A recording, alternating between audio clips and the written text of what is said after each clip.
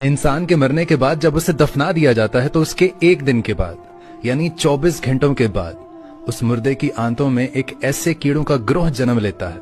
ऐसे कीड़ों का गिरोह अमल में आता है जो उस मुर्दे के पखाने के रास्ते से बाहर निकलता है और साथ में नाकाबिले बर्दाश्त बदबू फैलाना शुरू कर देता है, जो कि दरअसल अपने हम पेशा कीड़ों के लिए एक इन्विटेशन होता है, एक सिग्नल के तौर पर काम करता है। और ये ऐलान होता है बिच्छू और तमाम कीड़े मकोड़े उस इंसान के जिस्म की तरफ हरकत करना शुरू कर देते हैं और उस इंसान का गोश्त खाना भी शुरू कर देते हैं। और आप ये जानकर हैरान हो जाएंगे कि इंसान की तदफीन के 3 दिन के बाद सबसे पहले इंसान की नाक की हालत खराब होना शुरू हो जाती है।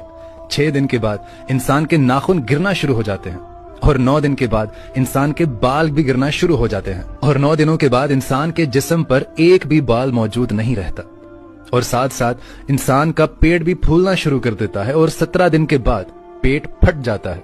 60 दिन के बाद मुर्दे के जिस्म से सारा गोश्त खत्म हो जाता है और इंसान के जिस्म पर एक भी बोटी, एक भी गोश्त का लोथड़ा मौजूद नहीं होता। और दोस्तों 90 दिन के बाद इंसान की हड्डियां भी एक दूसरे से जुदा होना शुरू हो जाती हैं और पूरा 1 साल लगता है। 1 साल के बाद वो तमाम की तमाम हड्डियां भी बोसीदा हो जाती हैं और बिलाखिर जिस इंसान को दफनाया गया था 1 साल के अंदर अंदर उस इंसान का वजूद खत्म हो जाता है। खत्म। अब मुझे यह बताएं कि अगर 1 साल में हमारा वजूद ही खत्म हो जाता है तो मेरे दोस्तों ये गरूर, ये तकब्बुर, ये हिर्स, ये लालच, ये घमंड, ये दुश्मनी, ये हसद, ये बुग़्ज़, ये जहां की इज्जत, वकार, नाम, पेशा किसके लिए? जिसके लिए हम सारी जिंदगी भागते रहते हैं, ना हलाल की तमीज की, ना हराम की तमीज की। हमने पैसा इकट्ठा कर लिया, शान शौकत बना ली, लेकिन आखिर में 1 साल भी नहीं लगा आपको सफाई हस्ती से मिटने में।